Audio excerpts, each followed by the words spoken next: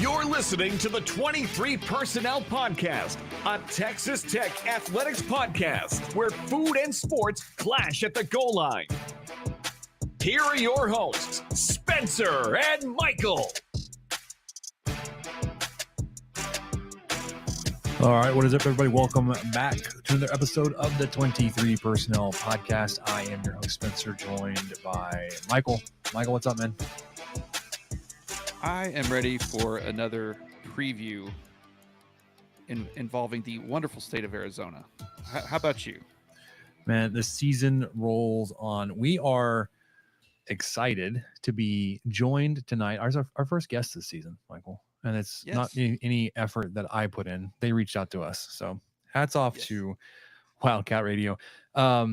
Brett is joining us to help us preview the Arizona Wildcats, Texas Tech's second road opponent of this season, conference game number 3. Brett, welcome. Thanks for joining us tonight. Yeah, thanks for having me. Yeah, man. So regular listeners will roll their eyes and say, why are we jumping in so quickly? We usually warm up to this. We're just going to jump right into our Arizona preview and start interrogating you, interviewing you, figuring out what we need to know and give us all the juicy scoop and how Texas Tech's going to win this game. Right up front, and then we'll get to the fun stuff a little bit later. But one, I think most everybody listening out here, Red Bird fans, are quite familiar with the names of Noah Fafita and T-Mac. McMillan, they're your quarterback wide receiver duo. Very familiar, especially with how they announced their presence in the Big 12 in game 1 this season. But if you were to kind of expand our vision here on who else on the offensive side of the ball makes things go, that Redditors should be familiar with, like, okay, if McMillan's having an off night or whatever, or if the defense somehow figures out a way to slow him down, who else should we be concerned with? So it's kind of a fun question because I don't know if you guys as listeners know, or if you know, Noah Fafita and T-Mac all played at the same high school, Cerbite High School in Southern California.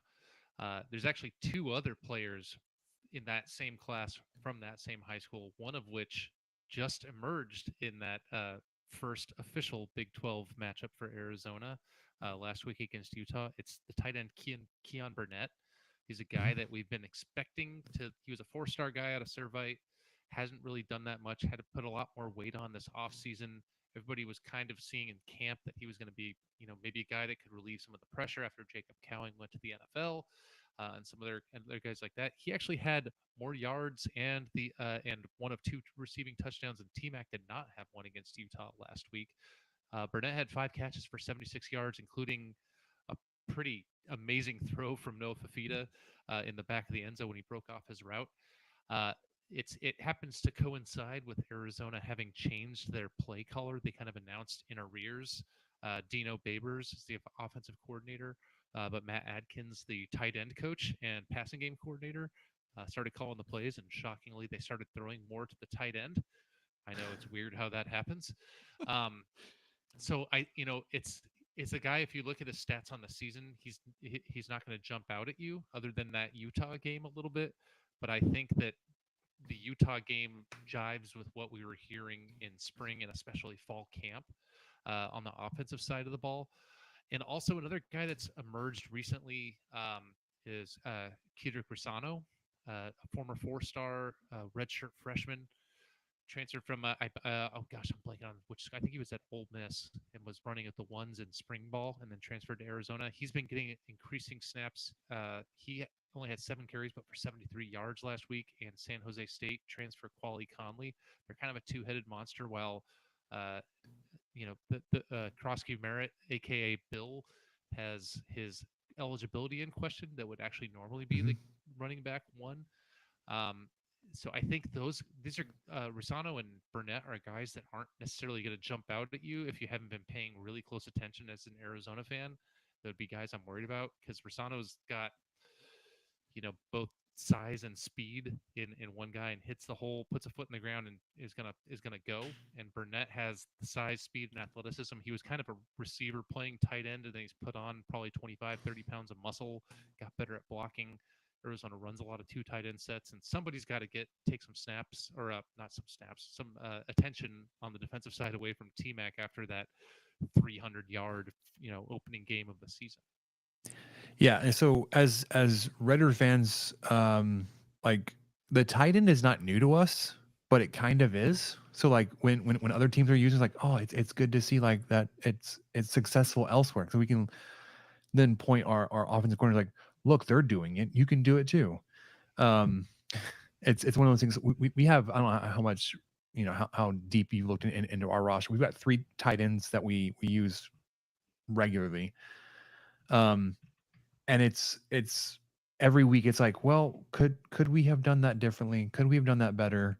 Why is the 6'9" tight end not being targeted more? Why are we running a tight end at Wildcat? The best receiving tight end that we have is also our best blocking tight end now, and like it's wild. So we love the tight end here.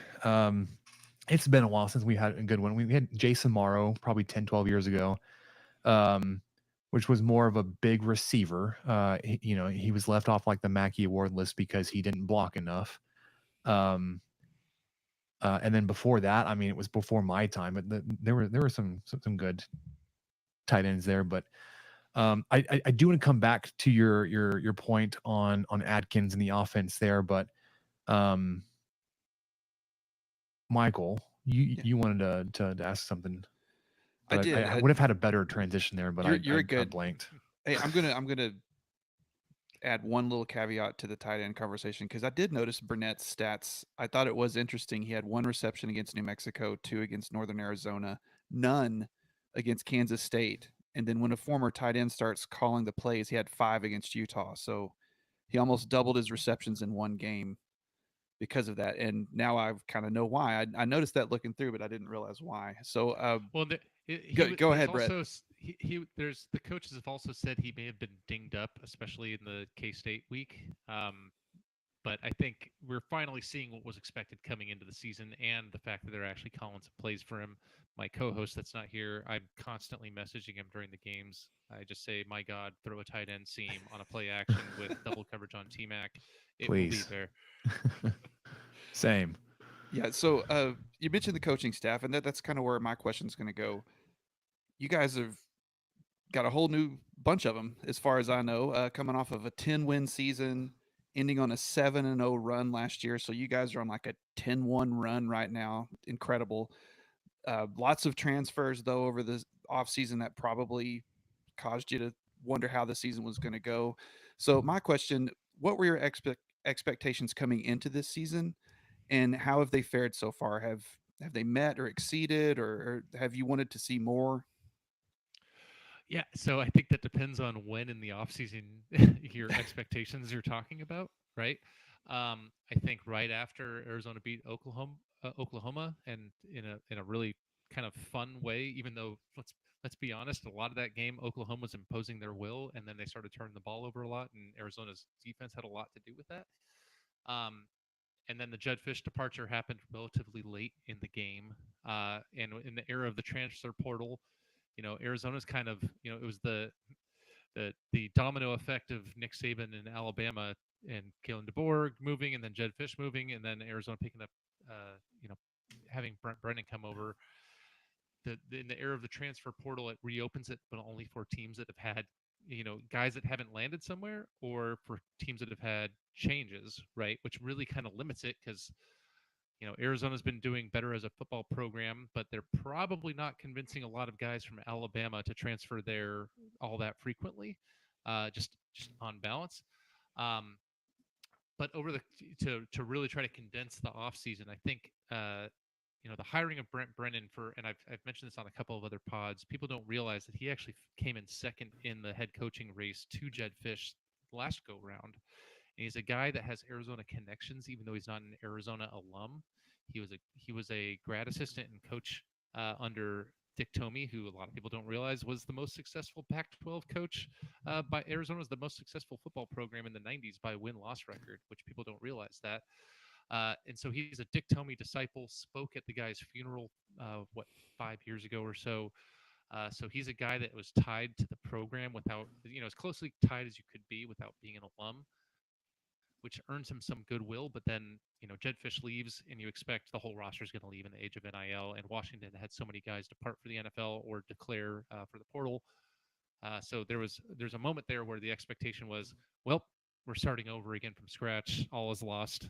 But to condense it down, Brent Brennan kind of each one of the tests through the offseason, he kind of passed maybe not with flying colors, but I don't know, somewhere in the A- to B+ category for each of those tests. So, starting with convincing most of the roster to not flee to Washington. Most of the guys that follow Jed Fish are actually the true freshmen that either never stepped foot on campus, like the incoming recruiting class, or, were there for about, registration in the spring semester and then bailed. And then trying to fill in some of those gaps in the roster. And that's hard to do when you have only a handful of programs that had the portal open up. And so I think Brent Brennan and staff did a good job of that, a good enough job in the offseason there to fill the needs, maybe not with star level players, but to where you felt confident would come in. 10 wins is a lot to expect, especially with a changeover. But there's also, it's not just the star players. Arizona had very few seniors last year, which is one of the reasons why people were so excited for the continuation of the momentum that Arizona had under Jed Fish. So in a lot of ways, Arizona's roster is more intact, even with the coaching change and the roster turnover there, than most NAL era teams. So expectations were relatively high, but we're also Arizona fans, so we're not used to being able to have nice things. And so, the season comes and there's an expectation of, hey, we're at least going to be a legit program, right? Like I used to joke on the pod that we're stressing out about our number 2 cornerback. And I'd just be like, can I just take a moment to pause and reflect that when we're worrying about our number as our biggest concern, I feel pretty good about where Arizona football is after not so far away from a 20 straight loss losing streak.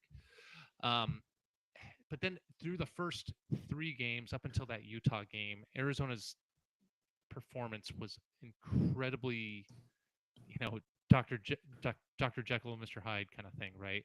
In one game, in the New Mexico game, the offense was fantastic. The defense was atrocious.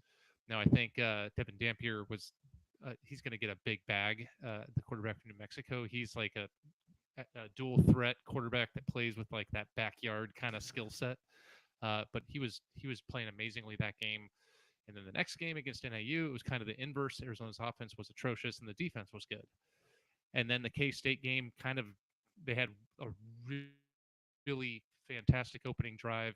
14 plays, marched down the field on the road in a non-conference game of Wildcats on both sides of the ball, which is just a weird, fun thing to acknowledge, as we're all Wildcats that day. And so through the first couple games, I think there was a sense of concern. And then after the K-State game, there was a bit of panic that sets in. I was actually the rare exception. On our podcast, I actually called Arizona's victory over Utah in week 4 or 5, I guess, after their bye week. I think I might be the only person that legitimately thought that was a thing and not just being a Homer fan. I just saw too many things of where it could be a trap game for Utah and some other factors, and with the bye week and opportunity to get healthy and a few other, never underestimate the value of a bunch of teenagers stewing for 2 weeks and having everybody tell them they suck after they had high expectations. So, this is a very long-winded answer to your question. I think it's great. After 4 games, I think Arizona fans are where they hoped they would be reasonably. Like, obviously, we'd love to be 4-0. I don't think anybody thought with K-State on the road, Utah on the road. Honestly, if you came out of that 2-2 and looked good in those games, I think most Arizona fans would have taken it.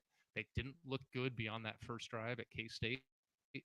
And then at Utah, they even had their moments where they weren't looking great, but then, boy, the defense really showed up, and No Fafita's been kind of adjusting to some tweaks in the new offensive system. but then he also made two of the best throws of his career on a big third down and that touchdown to Keon Burnett. And they pulled off a pretty convincing upset of a top 10 team on the road. And that's a legit Utah team. I know Cam Rising is out, but it's not like Wilson's exactly you know uh, a talentless hack back there. And Arizona beat them in the trenches, which is not what you would have expected. So I think overall, I think Arizona fans are at this point happy where they're at, but that's after they were all in despair and calling for the coaching staff to be fired during the bye week. But that's just the life of a fan. Yeah, and as an outsider looking at how everything kind of shook out around the Arizona program in the offseason, I had low expectations for Arizona coming into the Big 12, and it's like there's just so much turnover on the roster. Um, their preseasons, like their predictions, whatever. I was like, that's way too high. That's not going to be them. And like, yeah, I was wrong. That's what, and that's okay. We're usually fairly wrong on this side of the podcast, and I'm okay with that. So you've mentioned it. So very recently, coming out of the bye week and then heading up to the game in Salt Lake. Dino Babers is the offensive coordinator, but is no longer calling plays for the offense. That has now shifted to the passing game coordinator and tight ends coach, Matt Adkins. You've kind of mentioned a couple of times, kind of tweaks and differences in how the offense operates. I know it's been you've had 1 week to look at it, or one game to look at it, and a full X's and O's expose is not something that the coaching staff's going to want to put out there. But what are some of the differences, or what would we be looking for in a Matt Adkins offense now instead of a Dino Babers? Yeah. So the funny thing is, if you know, myself and my co-hosts are not people that are at camp, so we're not going to observe this. But it doesn't, we have a lot of local media guys on, and we talk to them a lot, on and off the air. And the expectation for the offense, based on what they were talking about in terms of approach, creativity, schemes, etc., personnel, it seemed like the Utah game was actually what we had heard about coming out of camp. And for the first few games, especially New Mexico and NAU, most Arizona fans were like, well, maybe they're holding a lot back and just running everything vanilla and just trying to beat the teams that they should beat without doing anything. Of course, that got concerning when they were down at halftime against NAU at home, which they lost to them a few years ago during that awful 20-game losing streak. Um, but the thing that we're seeing more now, which is what we heard in camp, which is a lot more pre-snap motion. Jeremiah Patterson, the speedy slot receiver, his only catch of the game was, he was running in motion in towards the line like he was going to block, and then turns around and sprints, parallel to the line of scrimmage from the 3-yard line, and a speedy receiver there. That's hard to keep. It's a 3-yard touchdown pass, but that's a hard to defend play call. There's a lot of two tight end sets, a lot of pre-snap motion that honestly I think Noah Fifita, as great of a quarterback as he is still learning how to use that pre-snap motion to understand what the defense is doing, which is, for the lay person, it's like that's kind of how you use that pre-snap motion to know if they're man or zone and things like that. But it's a different thing. I mean, Jed Fish would do some of that, but his offense was really more the old Sean McVay offense, with a lot of that kind of guys in the flat, a lot of mid-range passing. In the first couple games, when Dino Babers was calling plays, there was 3rd and 10s where there's, screenshots of people saying there's 5 guys deep, 15 yards or deeper, and there's nobody in the flat, there's nobody at the sticks, and it just didn't make any sense. I think now you're seeing a lot more, typical, route trees with guys at different depths, the pre-snap motion, trying to find ways to not have no Fafita just zero in on, hey, I have, maybe the best wide receiver in college football. I can always just throw him the ball, and that's been a little bit of a problem for him through most of the games. Against Utah, he was actually pretty good at throwing the ball around a little bit more. So it's going to be a lot of 2 tight end sets. They've been using the local kid, Caden Luke. He was a pretty successful running back at CDO High School in Tucson. that they have him as a true freshman walk-on fullback, but he got a carry. I think I wouldn't be surprised if he gets some more carries because people don't necessarily expect that from a fullback, but he's a guy that's gotten a lot of, had a really successful high school career at a successful program. I think you're going to see more of him, more of the tight ends, trying to find ways to use more of the receivers and spread the ball around a little bit more so that they can, maybe take more advantage of T-Mac and his, ungodly abilities more regularly. I think the biggest difference, like I've mentioned a few times now, and Michael, you talked about it. Like I think they're going to look towards the tight end and not just look towards the tight end, but call plays for the tight ends more because they have, legitimately 4 or 5 tight ends that are at least intriguing and maybe even excellent in their potential and their abilities, led by Keon Burnett, but also there's Sam Olson came over. He hasn't looked that great he came over from San Jose State, so this coaching staff knows what they have with him. There's some other guys. They have multiple tight ends that are 6'7" kind of guys that are still young and putting on some weight, but I think you're going to see a lot of 2 tight end sets. I think you're going to see a lot more passes there. I think you're going to see some more creative. It's a weird thing to say that they have some kind of creative run schemes, like where they'll do like setups of draws with the 2 tight ends, sometimes some jumbo packages.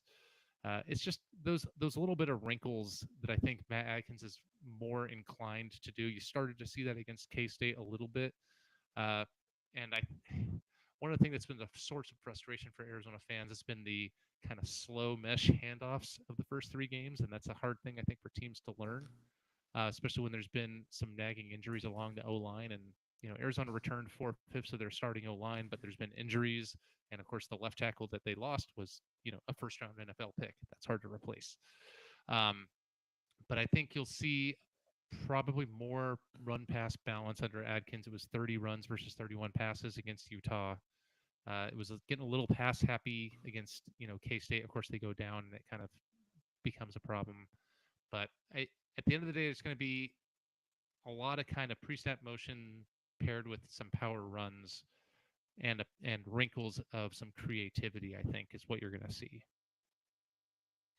I wanted to ask you, speaking of receivers, I know that some of your running backs get in the mix quite a bit. I think you have a running back that's the number 2 in receptions so far on the season, and you already mentioned Ja'Cory Krosky-Merritt, the starting running back who did get to play against New Mexico. He had 106 yards on 13 attempts. That's not too shabby, and a touchdown, and right out of the gate on game 1, and then is now sitting because of the NCAA investigating his eligibility. I just wanted to know do you anticipate getting to see him again at all? Is there any light at the end of this tunnel? I know that they can take forever on their work, but I didn't know if you had any thought about this or any more insight.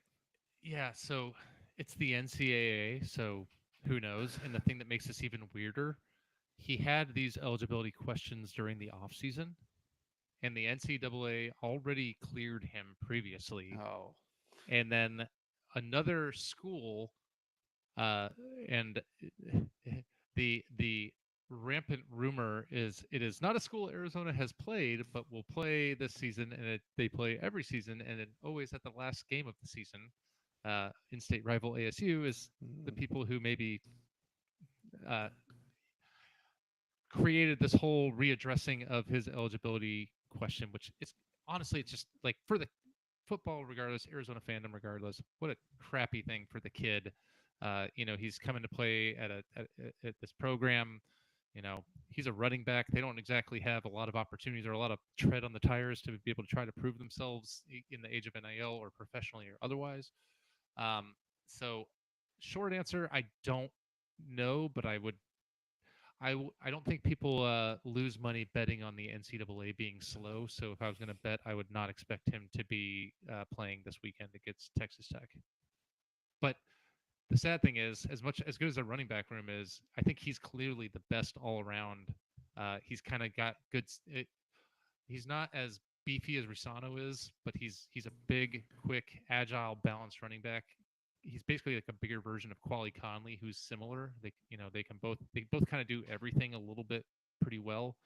And Risano is probably the one that is the rawest, but has the most upside.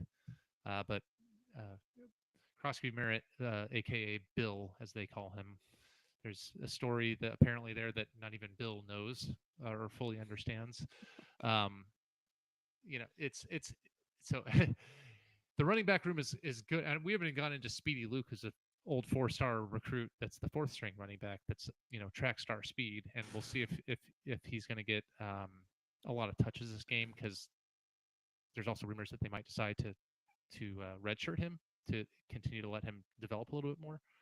But I doubt we see Krosky Merritt. I think you're going to see a lot of Quali Conley and Kedrick Rossano. All right. So there's actually, excuse me, there's a question I wanted to ask on related to the first one. We talked a lot about your offense, about the Arizona offense. I don't think many people are going to be familiar with defense, with scheme, with even just key players outside of maybe your linebacker, Manu. But I know y'all had a defensive back, a cornerback. Obviously, was the Big 12 Player of the Week this past week. Had 7 tackles, but 5 passes broken up, which is just a huge number. Even for like a season to have that many is kind of a pretty good season. He did that in one night. So tell us a little bit about what Texas Tech will be facing defensively in a Dwayne Aquina defense that I think people are kind of familiar with the name. Like obviously he coached at University of Texas for a long time, and obviously we've played against him, but it's been a long time since he's been calling plays like this. And obviously coming off of the big performance, this past week, it seems like defensively it may be kind of gelling a little bit more now than it was early in the season. So talk a little bit about the defense and some of your key players that we should be looking out for. Sure. So first off, Jacob Manu, remember when I said there was 4 players from Servite High School? He's the 4th. That was a heck of a high school class with No Favita, Tedero McMillan, Keon Burnett, and Jacob Manu, all from the same high school class. And actually, Mason Graham, the defensive tackle that is at Michigan, that's probably gonna be a top 5 pick, also played on that high school team. Did they all play basketball too? Because wow, what a great basketball team that would have been. That team actually lost the state championship in California, if you can believe it. But that's how California is talent wise. Wow. Yeah. Manu is kind of the guy that people know, and he's probably underperformed this year a little bit. And part of that, I think, with Dwayne Aquina and the new defensive staff. I mean, Dwayne Aquina was here, then went to Texas for a half second, and then came back as defensive coordinator during the offseason. Arizona has kind of shifted from a bigger, block-eating line, and they lost a lot of their defensive line guys. Like they have 10, or so new defensive linemen, and they've been rotating a lot of guys to date. So they're not only did they change the roster over, they changed the scheme and approach. They used to have the run, Bill Norton followed the old defensive coordinator to Texas. He came in from Georgia for a year. It's a 335-pound defensive tackle that was fantastic. But now they're going to a more attacking scheme. Don't maintain as much gap discipline, get deeper, and that's burned them a little bit on edge contain. Hopefully they've, as an Arizona fan, hopefully they've been learning from that. They've been burned by running quarterbacks because of that. But also my concern with Manu all season has been when you have that attacking scheme and not guys eating up the blocks, Manu's a little bit he's a fantastic player, but he's a little bit undersized as a linebacker. So I'm not sure there's quite the alignment of player and scheme there with what's in front of him. But one thing Arizona did was they have started to adjust and maybe tighten that rotation a little bit more against Utah to pretty great success, and using Jacob Manu more on blitzes. They're going to be very aggressive in the front. I expect them to do that, to try to pressure the Texas Tech team on offense. The one thing before I move on to some of the players, I would expect with Texas Tech and their pass happy offense, you're going to see a lot of the dollar package. Arizona has a pretty deep secondary, and the dollar package, like nickel, dime, quarter, dollar. Yep, one more defensive back than the quarter. And so they're gonna roll a lot of guys out there. They might be a little bit limited. One of the best defensive players they've had in the star position, kind of that, you know, nickelback, starter spot is Traden Stukes, but he seemed to suffer some kind of a knee injury against Utah and was not on crutches, but was clearly limping around in street clothes in the second half. There's no word yet of what his status is. I would guess if you're in street clothes in the second half of a game on the road against a top 10 team, you're probably out for at least a little while. But if you're not in crutches, maybe you're not done for the year.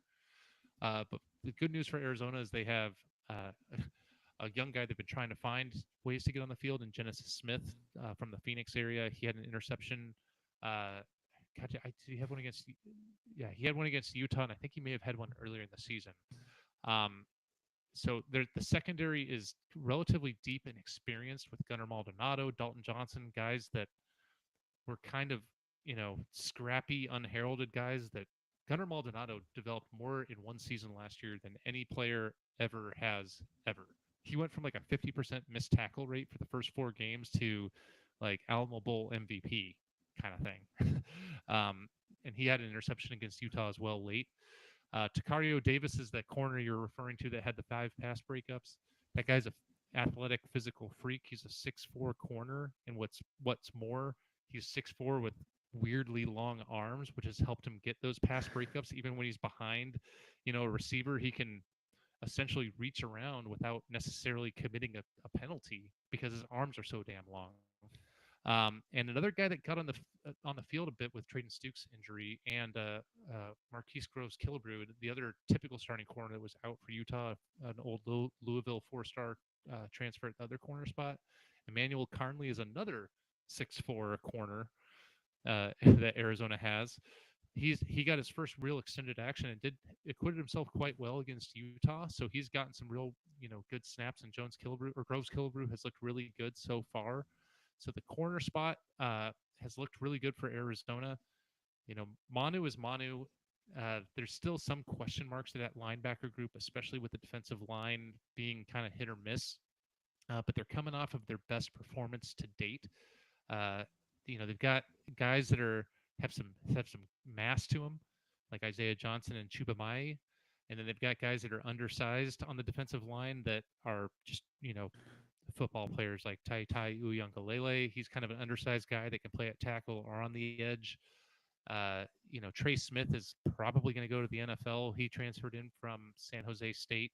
He's just a big edge guy, edge rusher. But Takario Davis is a guy that they're talking about as potentially another first-round pick off this Arizona team with that 6'4", athleticism and Rodan arms.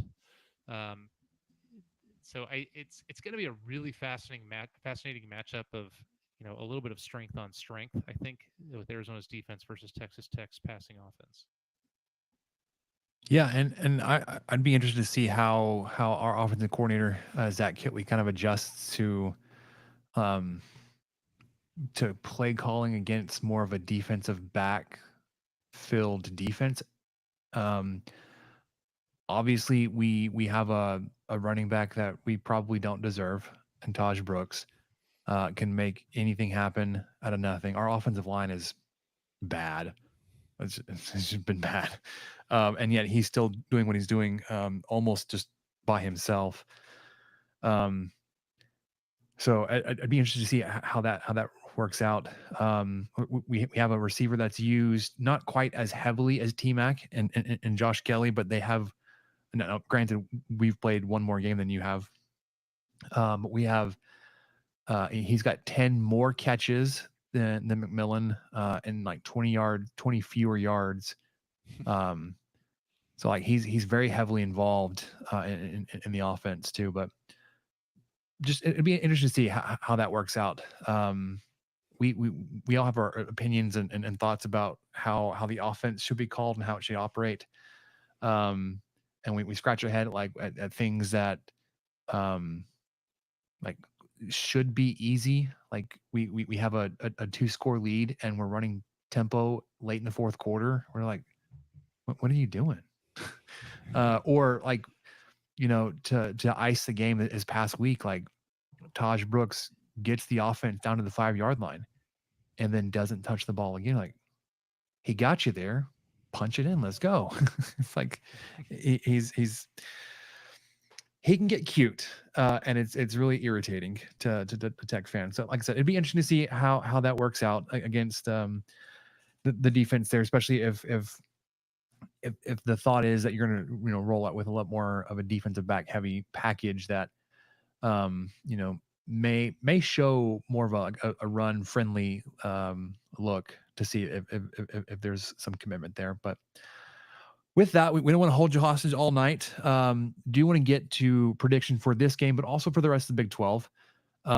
Let's start with this one. Obviously, Texas Tech has only one game on the road this season, but even if you look back at Joe McGuire and Texas Tech's history under him, not a great performing team on the road.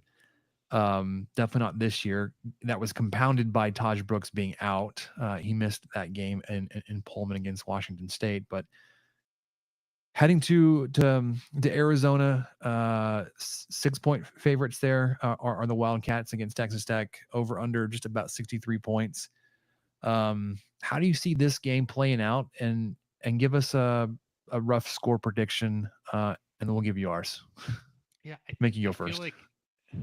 I feel like this game is kind of like a microcosm of the way I look, to preview what I think about the Big 12 this year. And I've thought it before the season, and I think it now. It's going to be there's a high risk of chaos at any given moment, and I think there's a lot of 60-40 matchups, and that's going to result in this conference cannibalizing itself. That being said, I feel like I look at what Texas Tech has done so far this year, and it's, they have an impressive win-loss record, and like ASU's looked pretty decent. They're better than people maybe thought coming into the season. Pullman's a tough place to play. I've seen many a game there, as my wife is from there, and I've seen Arizona get obliterated there. And last year I got to watch Arizona obliterate Washington State. That was like the start of the big winning streak. So, sorry, little personal privilege of indulging in that wonderful game where they just destroyed them.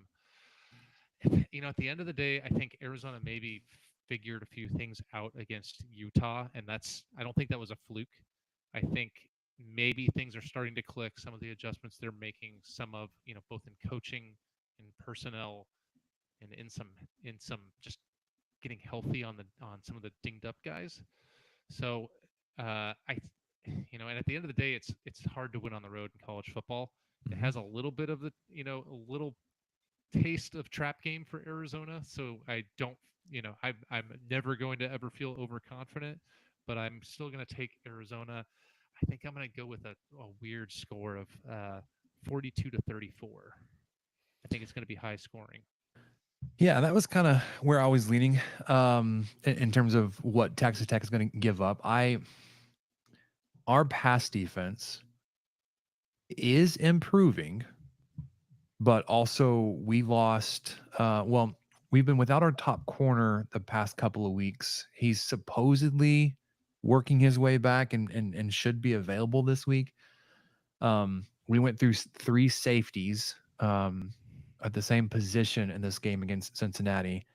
A number 1 guy went down with a hamstring. Number 2 busted his hand between helmets, came off, got bandaged and had a cast on. The third string guy is a walk-on, or maybe was a former walk-on. He ends up leaving the game with a shoulder injury, so they put the second guy back in there. He was actually a guy that could have intercepted or had Sorsby's second interception, but he dropped it because it bounced off his cast. So like our pass defense has not been great, even when at full strength and healthy. We have not been able to get any measurable pass rush. We got decimated by injury within that position group in the offseason, and it just continues to pile up there. So like that paired with us not playing well on the road, I hate this matchup this week. I think it could get ugly. I think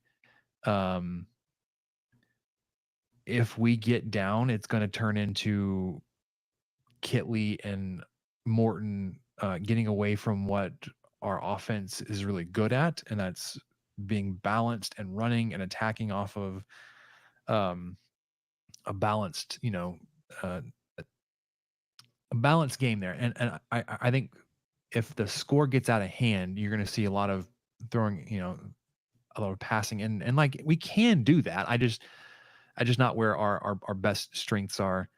So like for me, I see Arizona winning and covering comfortably. Like I don't think it will be close, honestly. Like again, like 42-24 type of game if we can do that. The offensive skill positions for the Wildcats concern me. It lines up with our worst weaknesses on defense. And like I said, we haven't played well on the road. I would love for those things to be fixed and addressed and moving in the right direction. I don't think that's going to happen in 1 week. At this point, like 5 games into this season, like we are who we are. I don't see this one working out in our favor. Yeah, and I'm right there with you. It's interesting though, all three of us, and I wrote mine down before both of you shared your scores. I had Arizona with 42 points. We're all in that same bubble here, but it's just what's Tech going to do? I'm slightly more optimistic than Spencer. I I'm going to pick Tech to cover just to save some sort of face. So I this offense, as bad as they were in Pullman, they didn't have Taj Brooks that day, and I think they tried to overcompensate and force Morton to throw almost 60 times, and it just was not going to work. I've seen this offense progress since then. I think 3 of their 4 games have, well, most of them have been pretty good offensively. I would think they were 100% in red zone last week. Wish they would have had touchdowns in a couple of those. I'm obviously worried about the offense traveling well, but I think they will. So I've got Tech only losing by 4, 42-38, because Arizona's offense scares me to death. We've touched on it a little bit. They're averaging 200 yards of rushing per game. Averaging 200 per game. Our defense, which is having trouble stopping just about any attack that can be summoned. You look at what Sorsby was able to do with his feet last week, and he's not really a rushing quarterback. He had a lot of attempts coming into the game, but not a lot of success as far as yards were concerned. But of course, he was kind of thrust into it with the running backs getting hurt. And what the kid that I forget his name on purpose because I don't want to remember it, but the kid in Pullman just ran all over Tech, and I know that's not what your quarterback does, but that doesn't mean he can't. If given the room to run, it's 3rd and 9, and no one's covering him, and he's only rushed 9 times this season. He's not going to rush a 10th time. Yeah, he's going to rush it right then, and he's going to get 11 yards. So I'm worried about that. Talking to you has made me worried a little bit more. I knew T-Mac was formidable, but I also knew that he has 29 receptions, and Arizona's leading 2, 3, and 4 receivers have 28. So I thought it's a one-man show. I'm not that worried. Maybe one of our 2 healthy DBs can cover everyone else, but now I'm not so sure. So that made me kind of adjust my score a little bit and adjust my thought process. But Spencer and I both had these games as losses, just going off of Tech's record and going off what Arizona was able to do last year, even knowing all of the things that you've gone through with and that you brought us up to speed on with how the portal was managed and how the coaching staff was managed. But this just looked like a loss for the day it was put on the schedule in my brain. And I would love to be wrong, but we try to be honest here and give our real thoughts and not pick Tech to win every single game. Hey, I can I appreciate that. Adam and I are those kind of people, though. I have, you mentioned Arizona had a pretty. We had actually had the longest winning streak in college football up until that K-State loss, uh, which is just a fun thing That was for 10. You Arizona were fans. 10-0, I guess, or were you 9-0? Yeah, but Yeah. so far this year, and I'm quite. We talked about this in our pod. I think I picked every win, straight up win loss for Arizona last year and this year so far, including those upsets. So I, I mean, Arizona's been doing well, so I'm being a bit of a fan, but also I've been correct, and I hope. I mean, selfishly as a fan, and for my like personal 14 or 15 game win streak on picking the right win loss for Arizona. I'm hoping Arizona wins again, but I where I am a homer is I am not rooting for a good game. I'm rooting for a blowout, so I am not stressed out because then I can enjoy my nice craft beer and go to bed happy.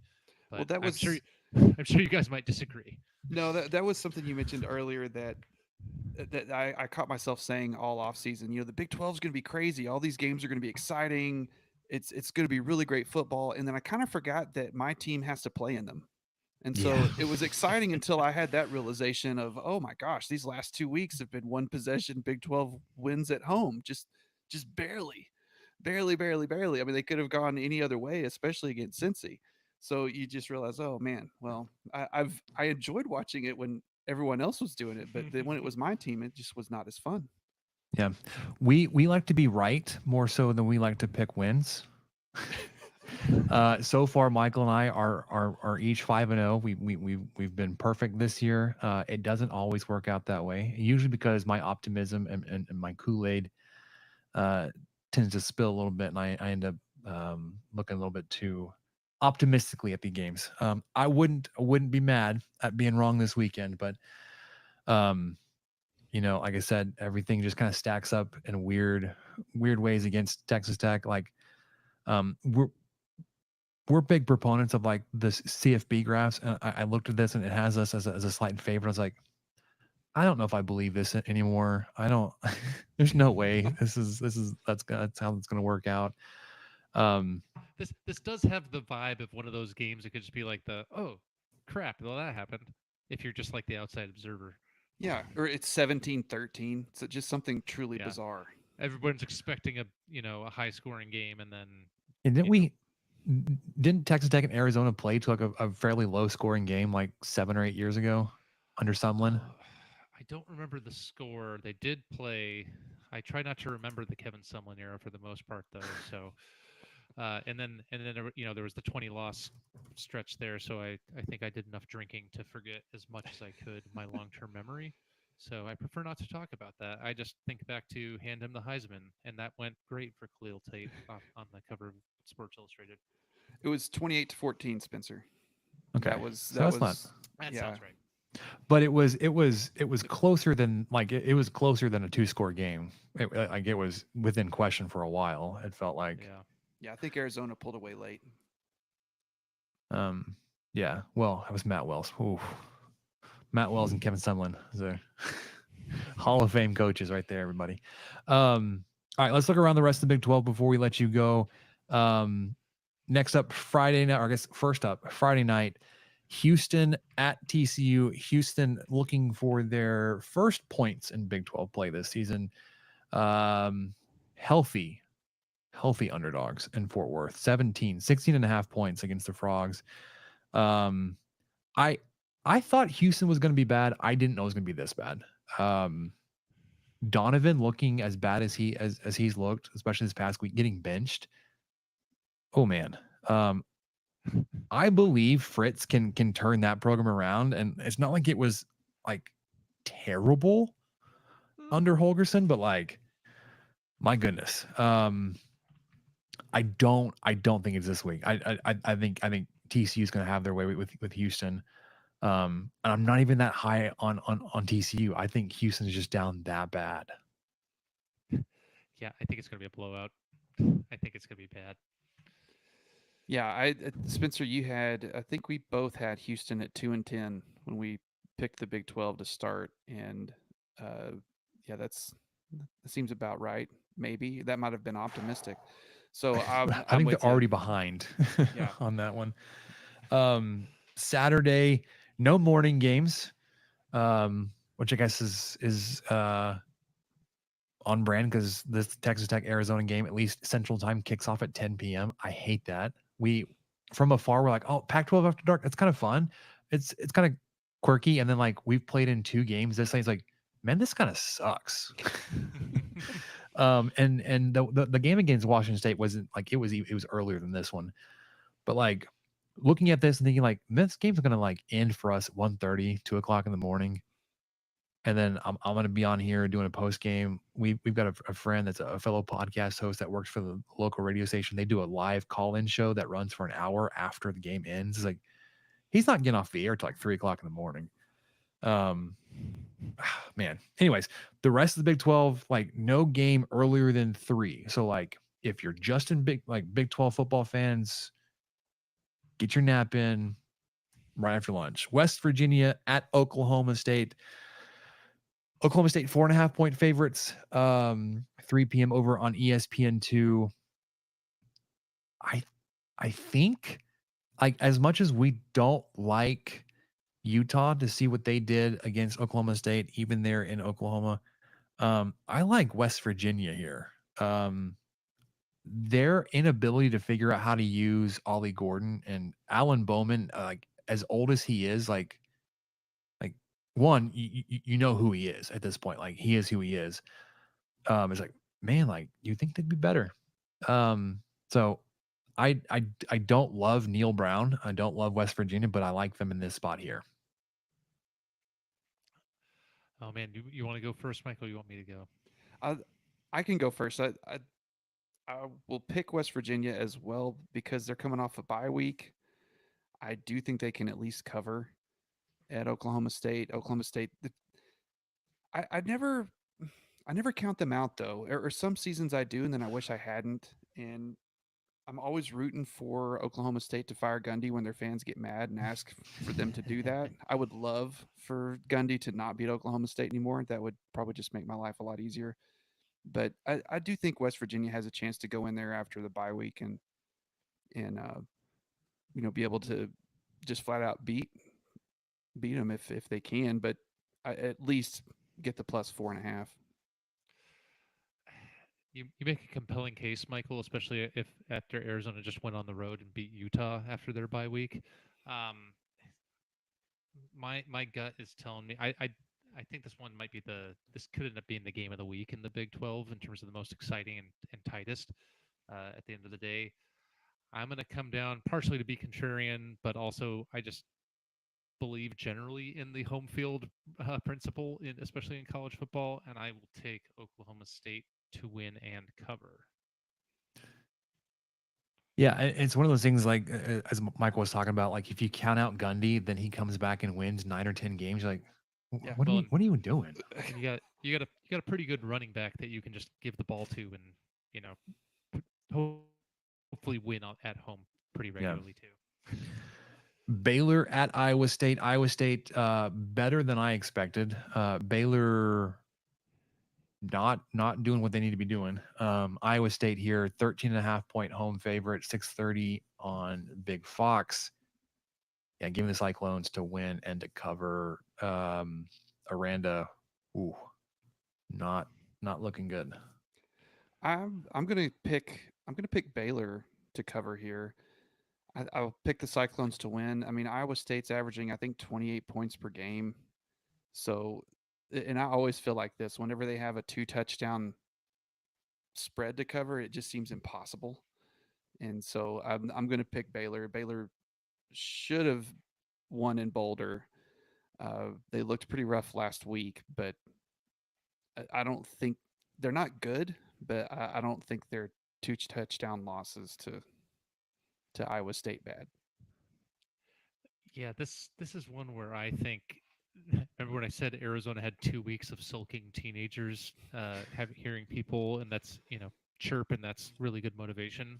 I feel like this is the 1 week of teenagers hearing people chirping and that frustration. I actually think this is going to be the game that is surprisingly closer than people expect with that kind of spread and with the way Baylor looked and collapsing a little bit. But I don't think they're going to be able to pull the upset. But I'm going to take Baylor to cover and Iowa State to win. Okay. UCF. I promise I'm not just picking all favorites here, but UCF at Florida. This one's a pick 'em, at least as of recording tonight. Man, I thought. I mean, I liked UCF. I still do. I thought they would have been able to do better against Colorado.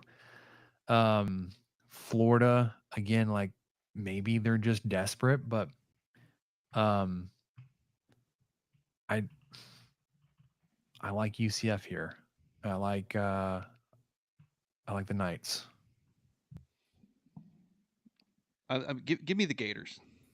Give me the Gators then, because Okay. it's at home. They're going to play some Tom Petty at some point. Team's going to get jazzed. They're going to play for Billy Napier. This is the Billy Napier Memorial contract extension game, and I think they're lacing up their cleats right now, wanting to play for the old ball coach. If they're getting ready to extend him after beating UCF, Well, you that bet. was a indication in itself. This is going to be the game Jed Fish is watching the closest, and it's going to be the Billy Napier gets fired game. I'm gonna for UCF. I thought was going to look better than they have so far this year, and I'm very nervous to face them in the space game as an Arizona fan later in the year, because they have never lost that. This is the one I feel like I have the least confidence in, but just for the pure chaos and for Washington fans to have to sweat Jed Fish, looking at his dream job in Florida potentially opening up, I'm gonna say UCF wins it. Yeah. Last game of the conference slate, Kansas at Arizona State. Arizona State is a field goal favorite. 7 p.m. ESPN2. Kansas without Kotelnicki has just I don't know. They've got great offensive skill players that they can't figure out how to put everything together. You would think Grimes, like we saw how good he was at BYU and then at Baylor and whatever. Like he's just I don't know. I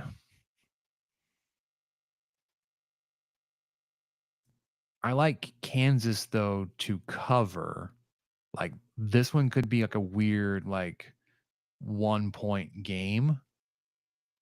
I don't know how how it's going to break. Tend to favor the home game. I've picked basically every home team except for Florida here. I have more respect for Arizona State now after having played them. We were down bad like on their season outlook coming into this one. They've outperformed my expectations. Kansas, like they're progressing. They're just I don't think they're good yet. But give me Kansas to cover, and I don't know about a win. I don't know if I care, but give me Kansas to cover. Brett, I'll let you go first on this one. All right. So, and I want to preface this with I'm not actually saying this as just an Arizona fan and they're our rival, because I actually was the person that thought that the safest bet in Big 12 over-unders was ASU winning the over. I actually really like Kenny Dillingham a lot. I thought they'd be better and a tough out. My sense is this is the game where Kansas maybe finally starts to get back to overperforming like they tend to do. And even though it's at ASU, uh, it just ASU has proven themselves a tough out so far. I'm just not sure they're there yet. And this is those kind of game. This is that kind of game at home that the team that's not quite there maybe loses. So I'm gonna have Kansas to win outright. So this is where I am so overly confident that I am absolutely going to be wrong, but I just can't get over it. So Arizona State would be my pick here. I pick them to cover. I pick them to win. If the line was 6, I'd still pick Arizona State. I don't know why I feel so confident in this. I think it's because I just feel so just Kansas was pre-ranked. Everybody, Kansas, the 1-3 or whatever they are, Jayhawks were ranked preseason, and now they're going on the road to an Arizona State team that has an excellent running back and a quarterback who can use his legs. And just I don't see how Arizona State loses this game. So this being my lock of the week means that it is going to blow up in my face tremendously, and I can't wait to see how that transpires later. Well, not to be a Kansas Jayhawk apologist, but yeah, they've lost to two teams that are now ranked. They lost on the road at West Virginia, who I think you guys picked to win. They lost, to TCU, who were picking to beat Houston this week, which is a low bar. So they haven't exactly played they haven't played a murderer's row, but their schedule's maybe been tougher than people expected with UNLV and Illinois. So I think I think their coaching staff is still their coaching staff that tends to outperform. So yeah, now that you put the lock of the week, it's a were you referring to the lock of the week for the game or that it was going to blow up in your face? Well, both. whichever The one I answer's yes. pick, yes, it's the death knell no matter what. I we'll let you go here in a little bit. I had one question for you, but I came up with two, so apologies. I'm just going to throw them both at you at the same time. As we talked about before we started recording, we are first and foremost a food podcast. Second, we talk about Texas Tech sports sometimes. So I know that there may be a decent amount of Red Raider fans making the trek out to Tucson. So first question, uh, where's a good place to go grab something to eat, good cold beer? And then second question, how is life in the Big 12 so far as an Arizona Wildcat fan? All right. So for the food and drink, I'm going to give you a menu of options. So first off on University Boulevard, right at main gate, coming into campus, a little bit of a walk from the stadium, but it's definitely walkable. There's a bunch of bars where all the students would be. Frog and Firkin is a fun kind of campus bar restaurant. Has shockingly good deep dish pizza. There's a bunch of other food and drink options there. Uh, if you're looking for just a dinner place, probably not the game day, and you're wanting to get good Mexican food, Mini Dito in South Tucson is famously fantastic. Uh, I had mentioned craft beer before. I am a craft beer snob. Pueblo Vida is probably my favorite brewery in Tucson. It's in downtown, not super far from the stadium. I've gone there before the game a few times, and then over on Fourth Ave, which is the kind of other bar district, Hermanos is the place to go to combine your food and drink. It's still, it's a bit of a walk from the stadium, a long one, but it's not too far. It's Hermanos with it sounds like Spanish word for brothers, but there is no H at the beginning because the owner's last name is Herman, so it's Hmm. Hermanos. Really good craft beer selection, really good food options. Kind of high end elevated diner food with really high end craft beer. Um, there's Tucson's kind of an underrated food and drink town, but you just gotta kind of know where to go. Um, and then in terms of your second question, has it been in the Big 12 so far? I mean, I think it's kind of what we were hoping and expecting for, a little bit. I think the real piece de resistance is going to be basketball season with Oh Arizona as a man. basketball school first, and this basketball conference is going to, this will be the gauntlet. And I've been trying to prepare Arizona fans for, losing 10 games in the regular season and still being a 2 seed. It's like a realistic possibility. The way this conference is going to be, and the football conference actually reminds me a lot of old Pac-12 years, where Pac-12 was famous for cannibalizing itself, where there's a lot of teams in the. I mean, there's what 16 teams, not 10 or 12, but that middle 75% of the teams could beat any of those teams on a given day, including even occasionally the top one or two. And I don't know if there's the dominant team like there was maybe in the Pac-12 with Oregon's and UCL USC's, or in the old Big 12 before like Oklahoma bailed. Um, so I think we kind of expected the chaos a little bit, and I think we're getting it so far. And so it's going to be a stressful but fun football season, and I'm not upset that the weird non-conference conference game against the other Wildcats doesn't count in the conference standings, and I hope that there's a weird world where we'll face them again in the conference title game if Arizona keeps playing like they did against Utah. But it's going to be fun, and it's been really fantastic to meet other folks like you guys, and talking to other podcasts, and just getting to know different schools and kind of traditions. And I can tell from a lot of like the Twitter things and message board type things that it feels to me like all the fan bases are actually really enjoying engaging with each other, which is kind of fun. And it's not just like the old entrenched, you know, tired old rivalries to some extent. I mean, there's a lot of familiar faces, but so far so good from where I'm sitting. Correct me if I'm wrong, Michael. I can't think of like a rivalry current in the Big 12 that is like extremely bitter. Like there are some that are um like so Kansas State, Iowa State would be one. Kansas Texas State, Tech, Kansas. but even then they're like it's been so lopsided. Well, not in everything.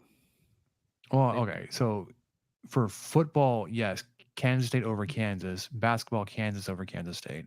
Oh, I just thought you meant bitter as in they didn't like each other, because they Well, don't. well, that too. Well, I mean, yeah, but like it also it would be like if you said Texas Tech and Texas were rivals, but like we never beat them in anything or whatever, right? Like, oh, it's not true. We beat them all the time, but like Texas Tech and TCU, maybe. But Texas Tech and Oklahoma State are pretty close, yeah, but but we didn't we play don't beat them them last year. we don't beat them enough to. Anyways, yeah. So one, I was looking at the schedule. Arizona football does not come to Lubbock until 2026, but we do play home and away this basketball season. So we'll see the Wildcats twice. Oh boy. I don't like that, but it is what it is. With what this basketball conference is going to be, it's going to be legit. You can be like you were saying, Brett. 500 in conference play and still be a really, really good basketball team.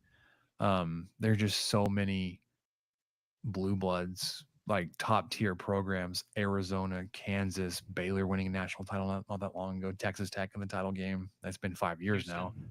Yeah, Houston, Houston. oh my Yep. gosh. Yep. They exploded on the scene. Oklahoma State, even though they've been down, still sneaky. Um, TCU is building. Man, it's everywhere. You don't get a night off in Big 12 basketball, and I don't know if it's the same for everybody. There used to be like so you played two conference games a week. There was 1 week you'd get a night off, but with the schedule, with how many teams there are, there's no night off. Now it's 18 straight over 9 weeks. It's going to be brutal just to make it through the schedule. So Yeah, but it's gonna be fun though. it's going to be something. All right, Brett, before we let you go, let us know where everybody can find you, find your work, find your productions, all that kind of stuff. Yeah, so we're on anywhere podcasts are found. Really, we're Wildcat Radio 2.0. We're on the Twitter X machine at Wildcat Radio AZ. We have some other the social things set up in case we ever decided to actually get serious about some of those things, but that's those are the places you're going to find us. We're toying with the notion of doing some more live and video format things, but as of now we're generally just an audio only program. And also my co-host Adam Green writes for the SB Nation site AC Desert Swarm, which is they do a freaking fantastic job over there for a free site. Their in-depth coverage of Arizona sports is fantastic. He has a column that he does weekly over there. Adam's great. He's a former Phoenix sports talk radio kind of guy. Um, But yeah, audio only, and I have to do this plug, and hopefully, I'd love for it to be the case because I think it's fun. If you guys go to iTunes, you can hate post a review of us, and we will read it live on the air. It's a fun gimmick we do, or say how great we are, how nice we are, and how you know funny, handsome, and reasonable Brett was on your guys' show. But it helps with it's fun to be engaging, and if you want to come, engage with us on the Twitter machine during the game. I tend to imbibe a little bit and get a little feisty as needed. But again, we're guys that don't take ourselves too seriously. We're fans, and we're maybe no more than the average joker, but we like to think that we're reasonable. But yeah, go ahead and rate us and review us over there, and we'll read it on the air. Try to keep it clean because I don't think I've let any f bombs or anything slip on a recording yet. We've been a lot better about that this season. It's the instant reactions that it's just it's out the window, especially if we get blown up by Baylor when you're expected to win or something. You're just like, what are we doing? No, so plug for Arizona Desert Swarm. I was there actually today. That's where I saw about the switch. I was doing some research, getting ready for our conversation, get ready for this podcast about the Babers to Adkins stuff. Really well done stuff over there. So thanks again, Brett. Hope everything goes well for you guys the rest of the season after Saturday. I know we picked a comfortable Wildcat win. I would love to be wrong there. I'd love you to be right. Yeah. Anyways, appreciate it, Brett. We'll talk to you again hopefully soon. So thanks for having me, guys. Yes, sir. Have a good one. You too. Bear down.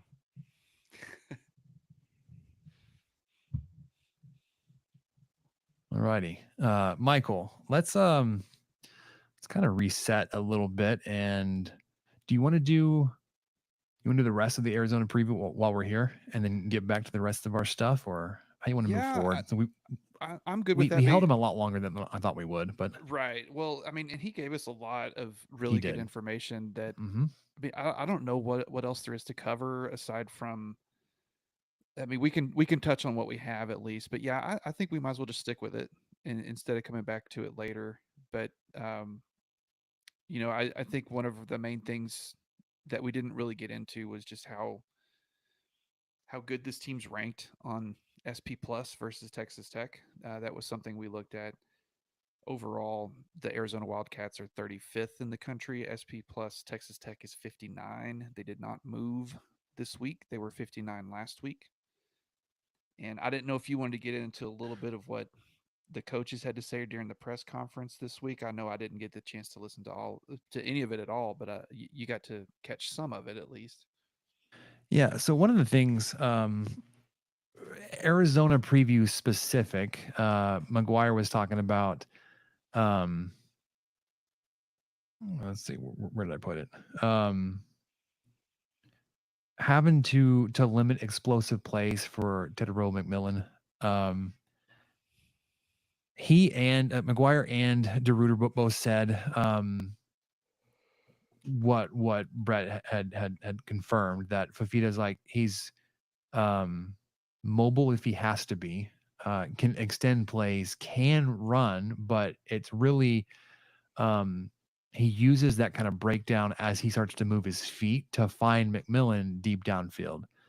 I think it was DeRuiter said that when they start to get Fafita moving, whether it's a pocket breakdown or you get some pressure on them, that's when they get their most explosive plays to T-Mac, which worries me that, if we are going to ever generate pressure and it comes this weekend, that they're still going to find a way to break our backs with McMillan over the top. I don't know if I like the idea of trying to sitting back and playing coverage. I don't. I mean, I don't want. I don't want Fafita and McMillan just to kind of have all the time in the world to pick apart the defense either. So like, I don't know. And it sounds like obviously he is he is their main target, right? Like you mentioned, he's got combined more catches than guys 2 through 4, but they've got capable 2 through 4. Their running game, while the focus has been on McMillan, running game is sneaky strong. I was looking at it, 198 yards per game on the ground at 5.6 yards per carry. Yep. 270 through the year, but 8.9 yards per attempt. Scoring 28 points a game, so like they're not putting these explosive, these strong offensive numbers into points so much. But that doesn't stop me from worrying about what could happen to Texas Tech this weekend. Offensive line, you saw a new group kind of thrust out there for Cincinnati, and it was Porsche was back, but he was back at left guard. You had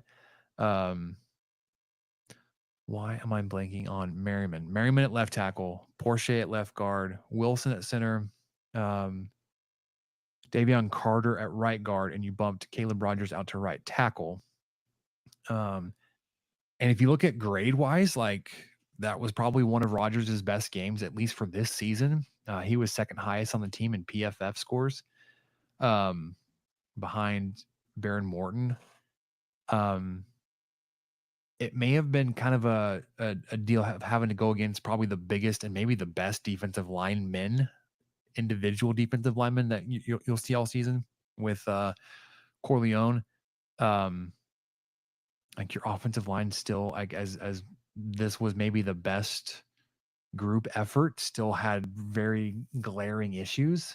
You got multiple plays blown up in the backfield. Notably, like one-on-one, Sheridan Wilson just getting absolutely manhandled, like into Taj Brooks's lap, and he like tried to go left. Corleone pushed Wilson left. He tried to go right, and then he's able to disengage from Wilson and make the tackle for a loss. It's like that was rough. But one-on-one against Corleone, it was not, probably how it was drawn up, but not what you would want to see. I don't think Arizona has that same kind of threat up front. They've got dudes up there. McGuire said they've got a couple guys that create a lot of pressure, and Brett mentioned Trey Smith, potential NFL guy, and then Ugalele, their other undersized defensive tackle but bigger defensive end. They both have 6 or 7 quarterback hurries so far this season. Again, that worries me, but other than that, for previewing the game, like I don't know, man. I don't have a great feeling about this one. This could be where I'm just all wrong, but I don't like it. Yeah, it kind of feels weird to have given our scores and then kind of run through the preview a little bit, but Arizona, I picked them. I think I had them 7-5 on the year. I think I was trying to be pessimistic because they were picked so highly in most preseason rankings and polls. You also had them 7-5. I'm not so sure about that anymore, and we'll see what Tech's able to do on the road, if they're able to overcome any of their road woes that they've had over the last 2.5 seasons almost under McGuire. And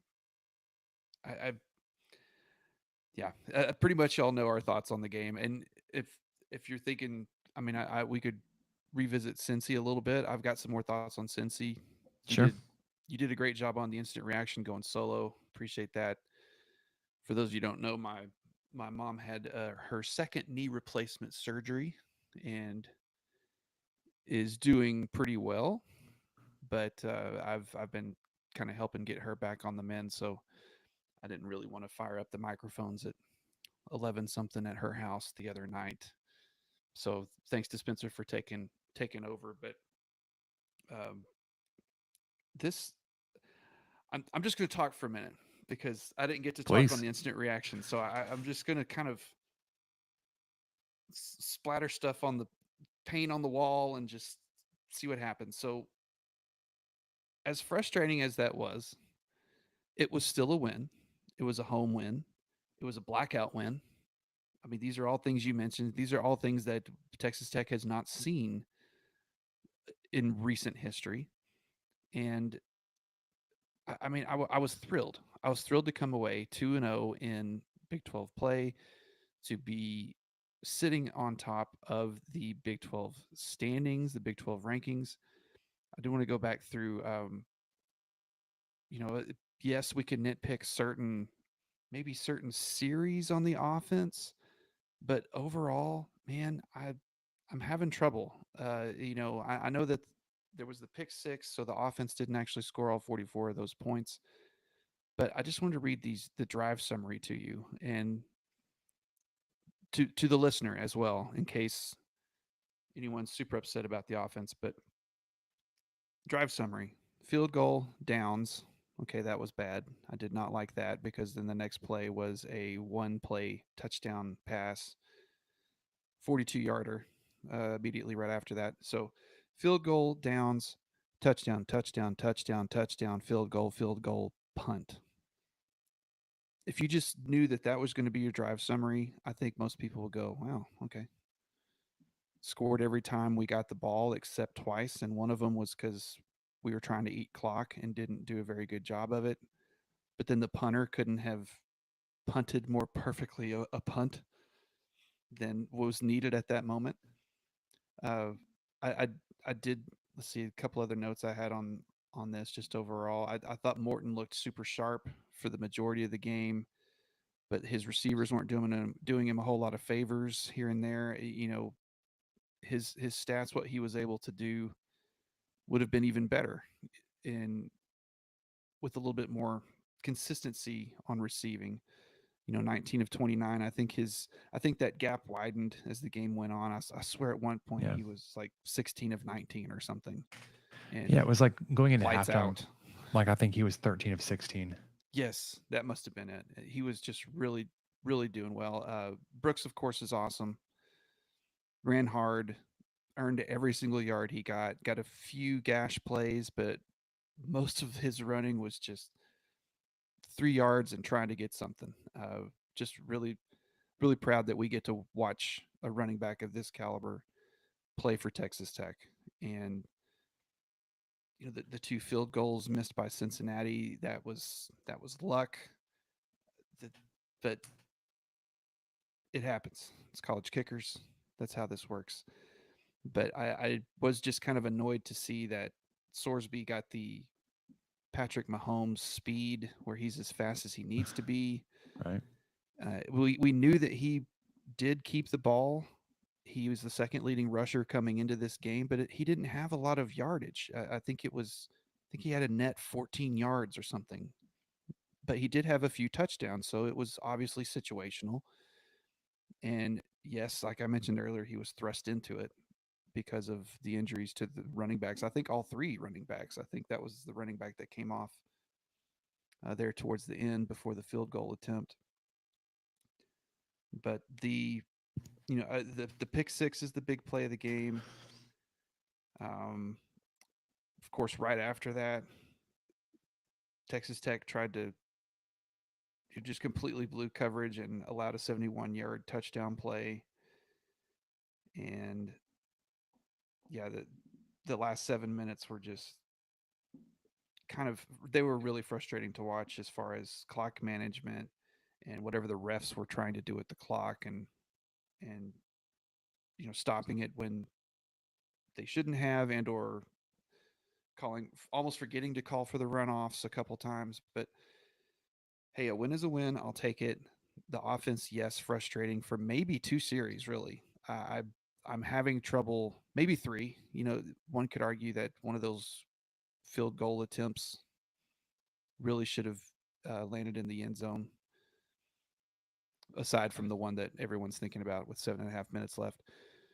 But man, that defense, brother, that defense is going to get smoked this weekend. Just absolutely torched. Yeah, if we get the same performance defensively, or it's gonna be bad. And I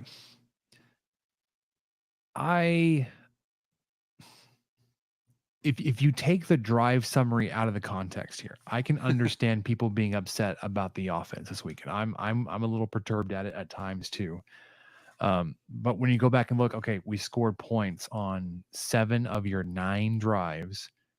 Like it's hard to be frustrated about that. And as many touchdowns, it was 4 touchdowns in a row there. Like I understand that you scored 37 points, which is that should be enough to win games. And it was. You added obviously a pick 6 there. Defense doesn't get a pass here because you win the game. You gave up 41, could have given up 47 if not more. You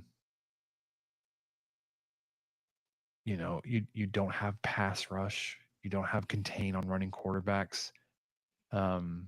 You slow down their running game. And like I said on the instant reaction, it may have been, it had a lot to do with their health. They just were churning through running backs. Which, I mean, maybe this was luck, but like you didn't have to face their number 1 or number 2 running back for very long. Their third guy was still fast enough and still dangerous enough to put up a lot of points against you. I think, you look at the net success rate chart that Stats of War puts out. This is the second week in a row you were negative in a game where you won. You weren't second to last like you were last week against Arizona State.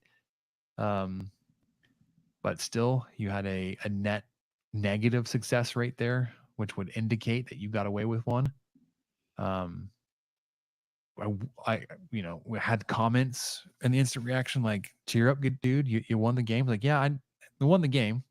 I won't complain about a win. But like there are holes here. And that's obvious. And maybe that just means like I should be even more not ecstatic, but like relieved and much more enjoying the win. Like we shouldn't have won that one, but we did. Because we won't get a whole lot of those.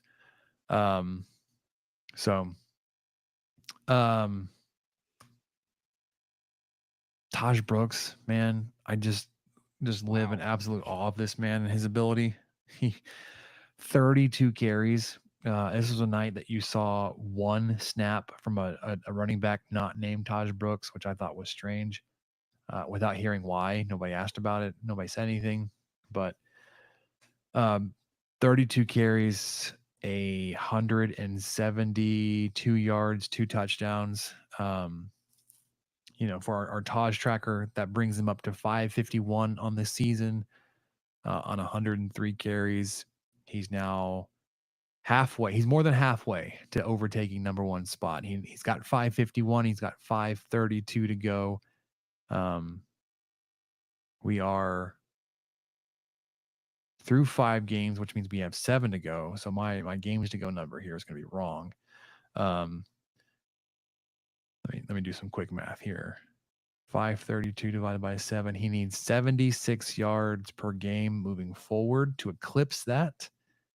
On 101 carries, if the 5.3 yards per carry maintains.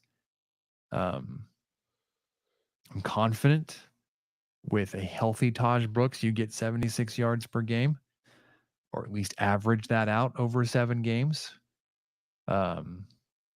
He is 53 yards away from taking over spot number 3. He moved past Bam Morris this weekend for spot number 4. He's 53 yards behind Ricky Williams for spot number 3. And then he's got probably a few games between he and number 2, James Gray. But once you get into that area, James Gray's got 463, and then just 70 more yards ahead of that is Byron Hanspard for number 1. Confidence is back that Taj Brooks has got a great shot at this. Yes. Comfortably, we'll get to number 3. Beyond that, like, I think he can do it. I think even if we don't win 10 games, he can do it. He can reset that record. So just like I said, inspired by his performance, his continued what he's able to put out there every week, especially with the offensive line ahead of him. It's like I hate to even think about it. If he had a competent offensive line, what he could be doing. Like he could be doing 170 yards a game on 20 carries. He could be, making guys miss, at the linebacker level instead of in the backfield. He could be running people over 10 yards down the field instead of at the line of scrimmage. So I love that. I love his ability to do that. I think we're going to sorely miss him next year. Moving on, but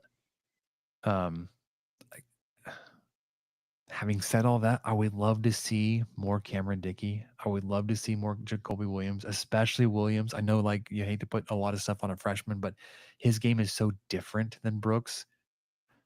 Like, I'd love to have two different running backs be able to bring something. So, anyways,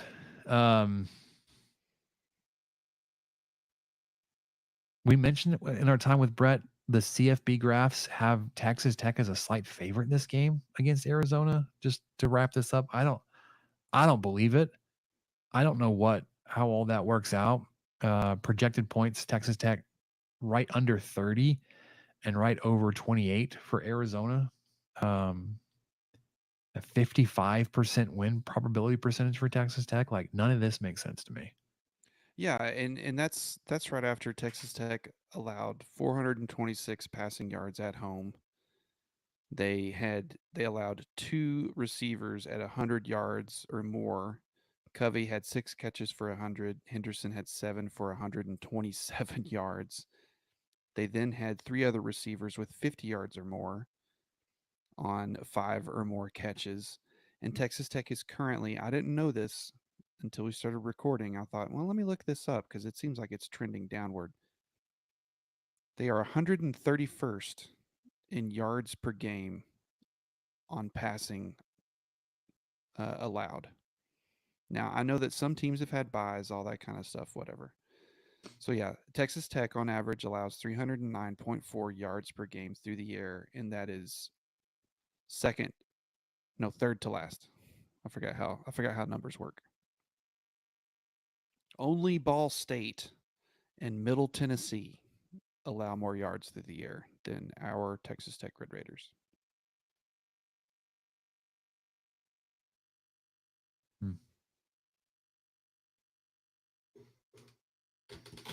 It's rough. And with that, thanks for listening, everyone. No, I'm just kidding. I mean, bright spot, they are as heavily penalized as Texas Tech. I mean, they're up there with us. They've played one fewer game, like one less. It's fewer, but it doesn't sound right. Through 4 games, Arizona has 33 penalties for 304 yards. Texas Tech through 5 games has 43 penalties, but for 344. So they're 40 yards different in terms of yardage. Texas Tech has 10 more. So our penalties, again, are like the pre-snap, ball starts, all that kind of stuff. A bunch of 5-yarders where Arizona's racking up some of the bigger ones. Texas Tech is 111th in total penalty yardage. Arizona's 102nd. We are 124th in penalties per game. They're 117th.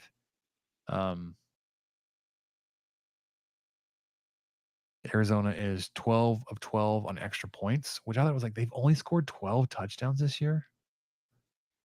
Yeah, It's boggles they've my only mind. thrown for 7. They've only caught 7 because I thought, man, well, and like you said, they have one less game, so 4 games versus 5 is kind of a big difference. But and the Kansas State game, they only scored 1 touchdown.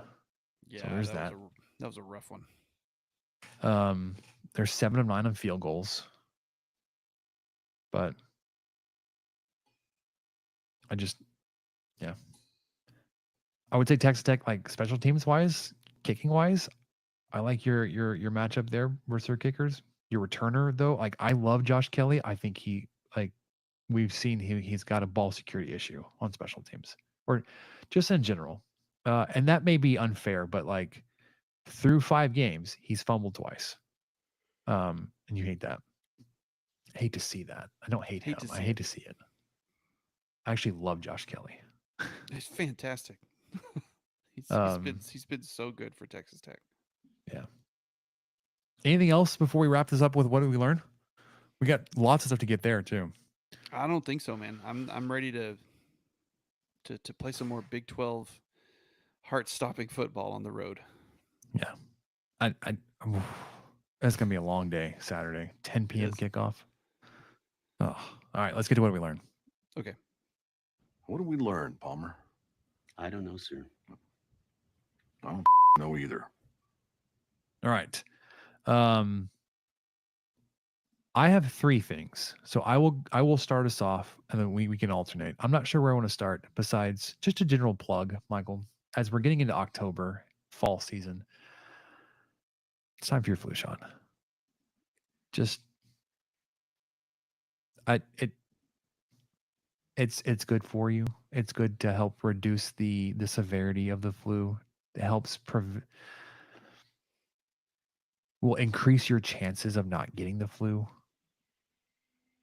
Is it a flawed system? Sure. If you have to predict which flu strain is going to be the most prevalent as you're producing, you're going to miss some years. It happens.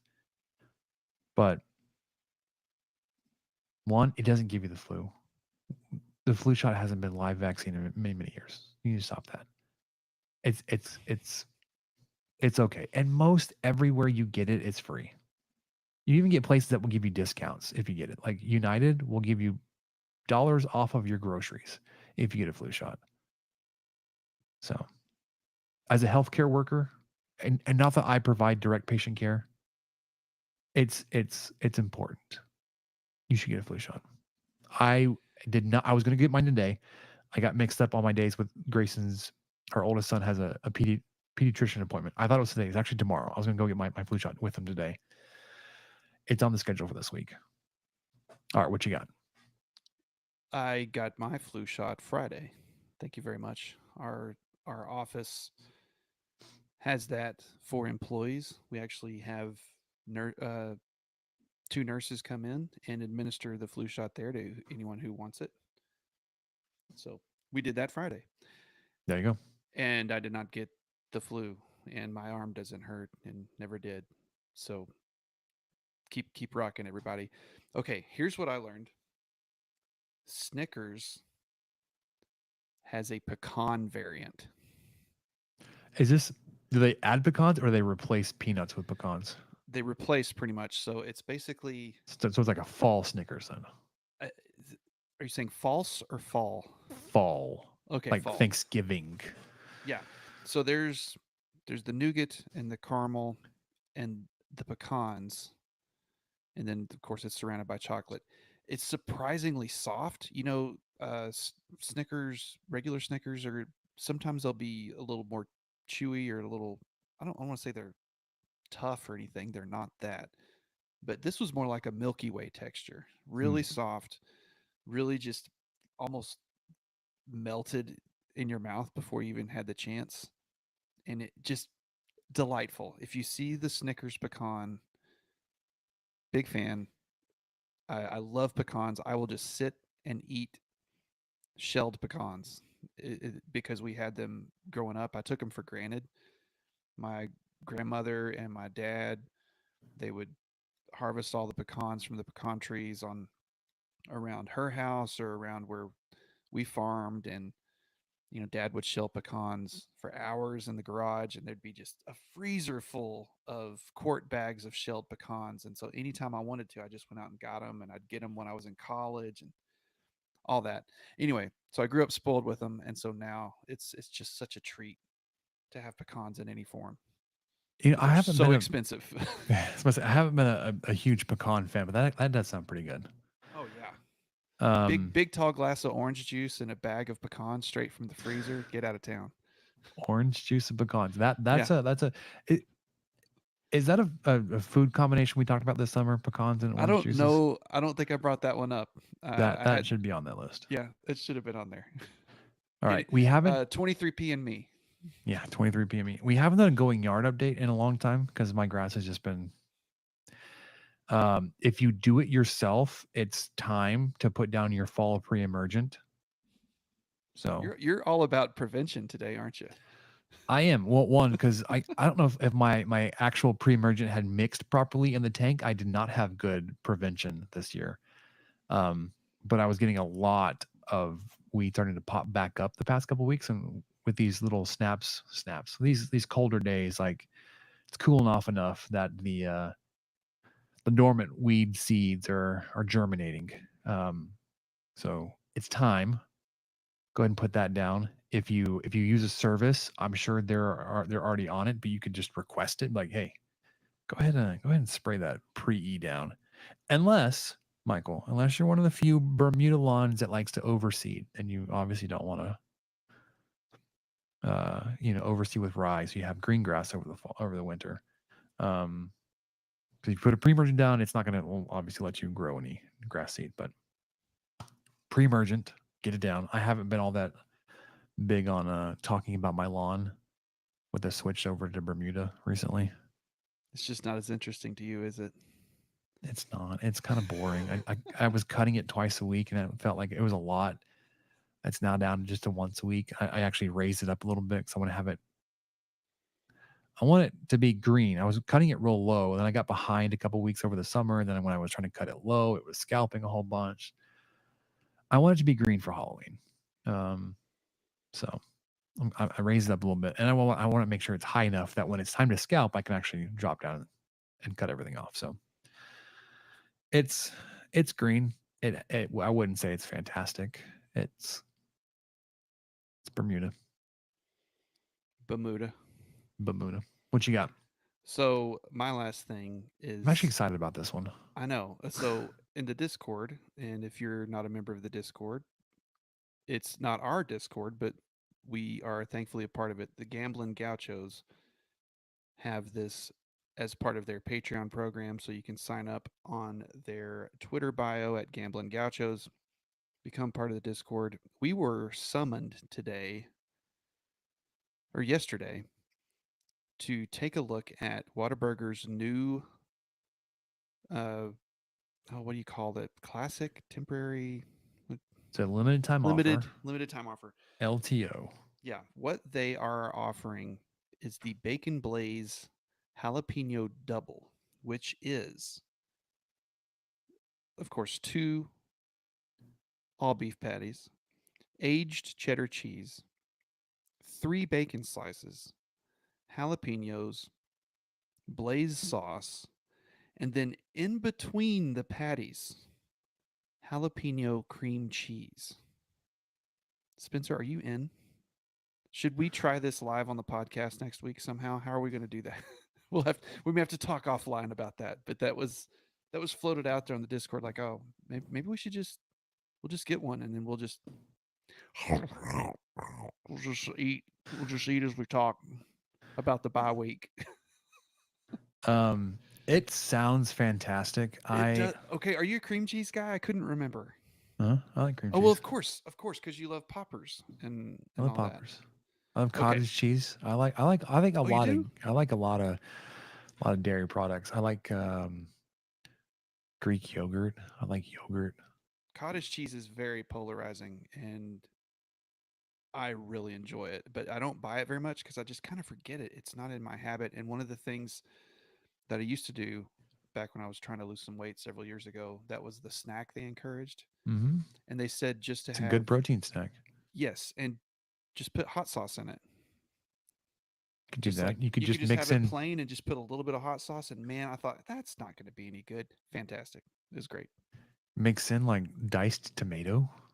Oh, get out of town. I've seen it on a halved canned pear.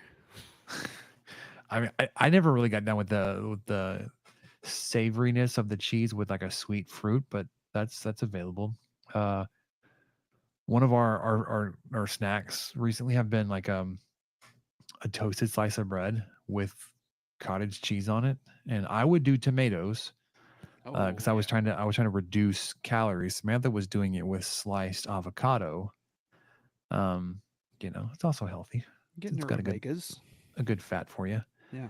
And of course, salt, pepper, or Cajun seasoning, or whatever you want on it. It'll take what you put on it. It's a good little snack. I've also seen it. I haven't tried it yet. I want to. Where you'll just take like a scoop of cottage cheese and put it on some parchment paper and like bake it and make little chips. Oh, okay. You season it. Most people I saw season it was like the everything but the bagel seasoning. Mm-hmm. So like that, I've got some of that. That also goes really good. Anyways, this burger looks great. It does. I might get a junior though. Would I be shunned if I got the junior? Okay. No, because I was gonna wuss out a little bit and say like I'm still trying to lose weight. I'm Sure. not down to my goal weight yet. I was stalled out a little bit over the summer. I'm making progress again. It sounds ridiculous, but I'm like 10, 12 pounds away from like my initial goal. So like eyes on the prize, a burger right now is not within not in the cards. Especially junior this though, one. Especially this one. I may be able to swing a junior if I split it. It sounds ridiculous. Like Especially splitting for a junior. eating it at like 9:00 at night.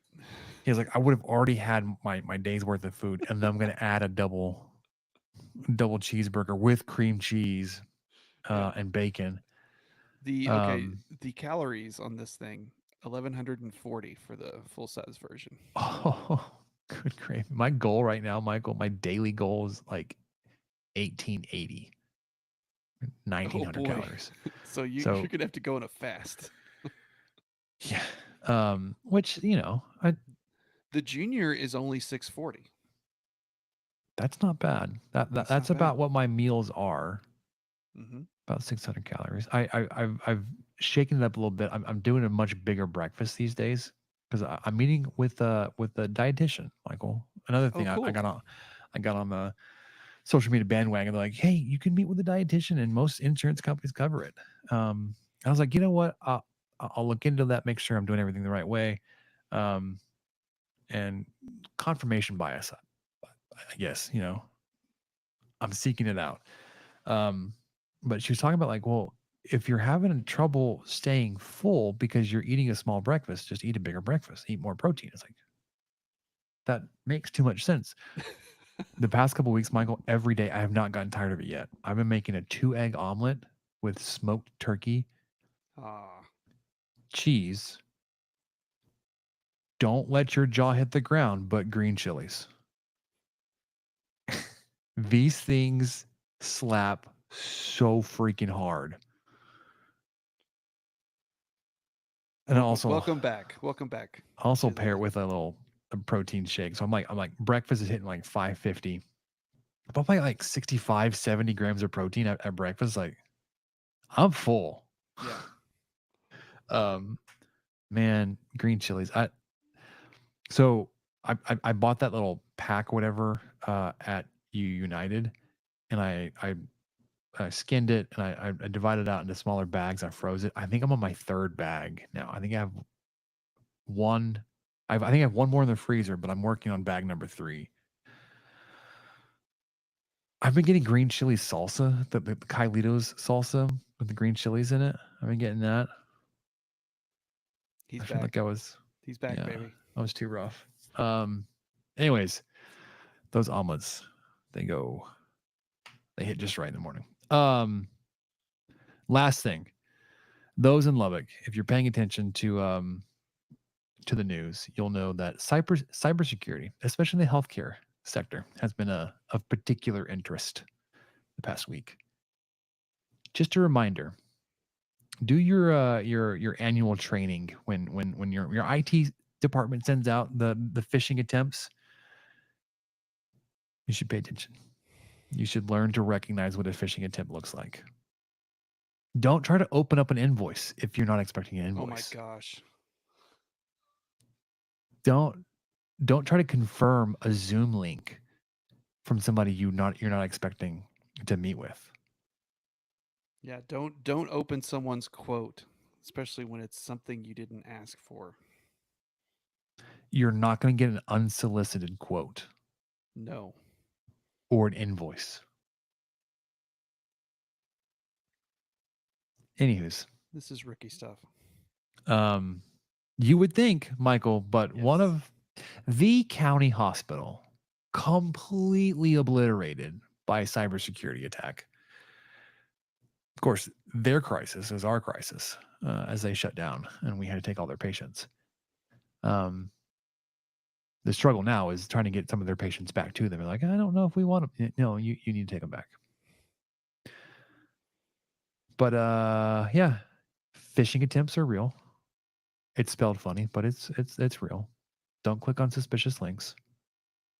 Pay attention to your annual compliance education, whatever you want to call it, especially from IT.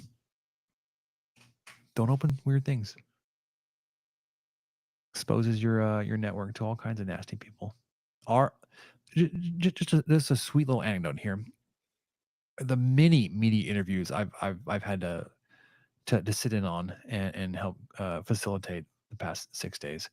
Our IT director, now granted, he's quoting numbers for our entire system. We're a fairly large hospital system. We are the target of 12,000 attacks a day. It's wild. And it just takes one. It just takes one for somebody to get in the back door, and then your patient information locked out of your systems, all kinds of nasty stuff.